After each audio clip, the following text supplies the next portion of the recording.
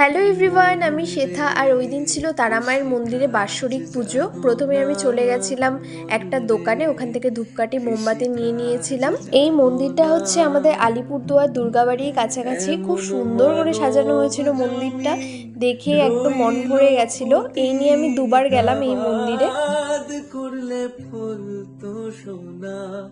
আমরা গেছিলাম বিকেলবেলার দিকে। আর এই দেখো, আমি ধূপকাঠি মোমবাতি ধরিয়ে দিচ্ছি, পাশে মনাও ছিল। ও আমার দেখা দেখি ধূপকাঠি মোমবাতি ধরাবে, কিন্তু ওখানে তো অনেক ধূপকাঠি মোমবাতি ধরানো ছিল, ওর হাতে লেগে যেতে পারে, তাই আমি ওরটা ধরিয়ে দিয়েছিলাম। আর এই দেখো, এইদিকে মামিও ধূপকাঠি মোমবাতি ধরিয়ে দিচ্ছে, তারপর মাও ধরিয়ে দিল।